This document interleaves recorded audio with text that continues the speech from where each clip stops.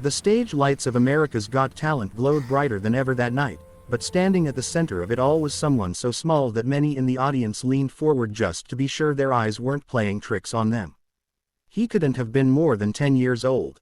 His black hair was neatly combed, his shoes freshly polished, and his hands trembled slightly as he clasped the microphone with both palms.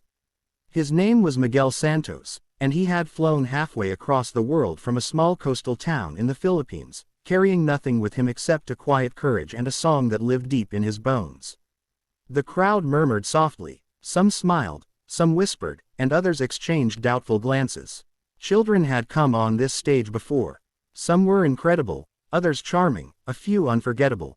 But there was something different about the way Miguel stood there.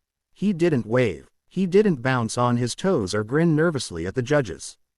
Instead, he took a slow breath, the way soldiers do before a salute. The camera panned across the judges' table. Howie Mandel leaned back, curious. Sofia Vergara tilted her head, her eyes warm.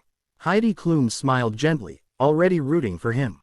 And Simon Cowell, arms crossed as always, watched with his familiar expression of cautious skepticism. Terry Crews stepped forward, crouching slightly to be at Miguel's level.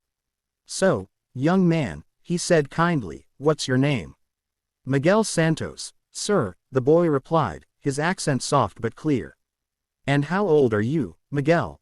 "I'm 10 years old." The audience let out an "ah," but Miguel barely reacted. Terry smiled. "And what are you going to sing for us tonight?" Miguel swallowed. For just a moment, his eyes flickered toward the ceiling, as if searching for strength. "I will sing the Philippine national anthem," he said. "Lupang Hinirang." A hush fell over the theater. Not the polite quiet that followed most song announcements, but a deeper stillness, heavy with surprise. Some audience members exchanged confused looks. A national anthem. On AGT. Simon raised an eyebrow. He leaned forward slightly. "You're going to sing your country's national anthem?" Simon asked, his voice calm but probing. "Yes, sir," Miguel replied. "For my parents. And for my country." Simon nodded slowly. "All right," he said. "Whenever you're ready." Miguel closed his eyes. In that instant, the noise of the world seemed to disappear. No judges, no cameras, no crowd of thousands. There was only Miguel and the memory of a small wooden house by the sea, painted pale blue, with a Philippine flag fluttering gently in the salty wind. He remembered his mother humming Lupang Hinirang while cooking rice in the early morning. He remembered his father standing straight during flag ceremonies at school, hand pressed to his chest, eyes shining with pride. He remembered the stories of sacrifice his grandparents told him, of freedom fought for, of dignity earned through pain and perseverance. When Miguel opened his mouth, the first note floated out soft and pure, like a prayer. Bayang Magiliu. The sound was clear, steady, and astonishingly controlled for a child so young. It wasn't loud, it wasn't flashy, it was reverent. The audience shifted, slowly realizing they were witnessing something special. This was not a performance meant to impress. It was an offering. As Miguel continued, his voice grew stronger, filling the vast theater with a warmth that felt almost sacred. Each word carried meaning, shaped by respect rather than ambition. The melody rose and fell like ocean waves, gentle yet powerful. Some people in the audience placed their hands over their hearts instinctively, even if they didn't understand the language. The cameras cut to Simon Cowell. At first, he was still, his face unreadable, but as the song unfolded, something in his expression softened. His eyes narrowed slightly, not with criticism, but with emotion he didn't expect. He had heard thousands of voices over the decades. Voices trained to perfection, voices engineered for success. But this was different. This was truth. Miguel reached the line that spoke of freedom, his small chest lifting as he took a deeper breath. His voice trembled just a little, not from fear, but from feeling. The tremor only made it more real. The theater seemed to lean in with him, every breath synchronized. In the audience, a Filipino family sat clutching a small flag. The mother wiped her eyes.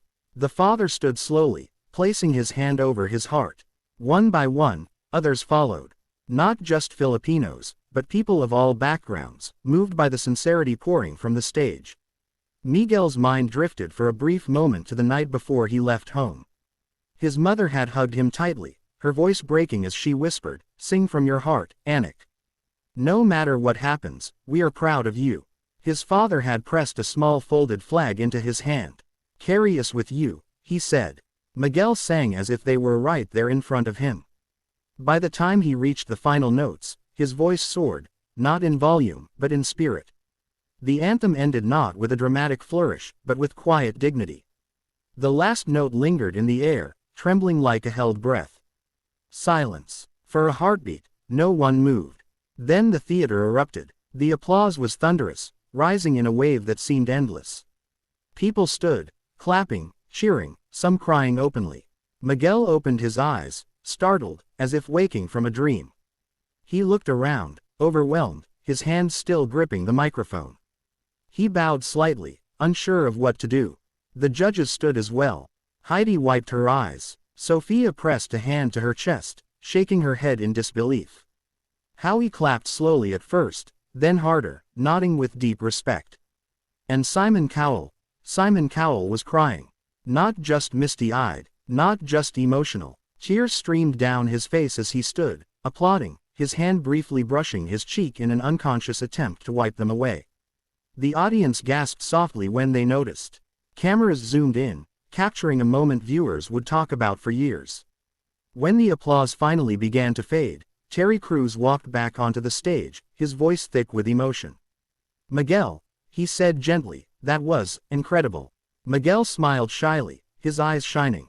"Thank you, sir." Terry turned to the judges. Simon took a moment before speaking. He cleared his throat, his voice quieter than usual.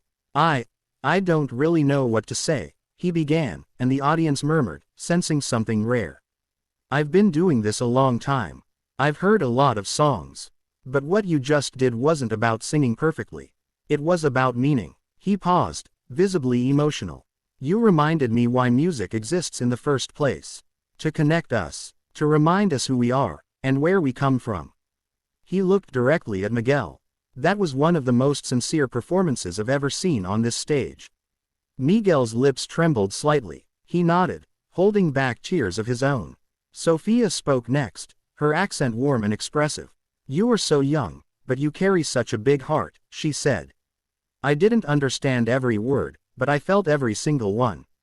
That is very rare." Heidi smiled through tears. "You made the world stop for a moment," she said softly. "That is a gift." Howie leaned forward. "You didn't come here to win a competition," he said. "You came here to honor something bigger than yourself. And that takes courage." Miguel took a shaky breath. "I just wanted to make my parents proud," he said quietly. "And my country." The audience erupted again. When it came time to vote, the judges didn't hesitate. 4 yeses lit up the board, bright and unanimous. Confetti didn't fall. Music didn't blast. The moment didn't need spectacle. It already had soul. Backstage, Miguel finally allowed himself to cry. Terry hugged him, lifting him off the ground for a moment. "You did something special out there," Terry whispered.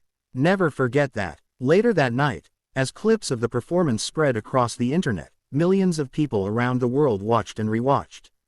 Comments poured in from every continent. Filipinos expressed pride, gratitude, and emotion. Others shared how the performance reminded them of their own roots, their own parents, their own forgotten anthems of the heart. In the Philippines, Miguel's parents sat in their living room, hands clasped, tears streaming as they watched their son on the screen. When Simon Cowell broke down in tears, Miguel's mother covered her mouth, sobbing. His father stood slowly, saluting the television. "That's our boy," he whispered. Miguel didn't know yet how much his life would change after that night. He didn't know about the invitations, the interviews, the messages from strangers who felt healed by his voice. All he knew was that he had sung the song he loved, the way he was taught, with respect, with humility, and with heart. And somewhere deep inside, as he lay in his hotel bed that night, clutching the small folded flag his father had given him, Miguel smiled. Because he had carried his homeland across the ocean. And the world had listened.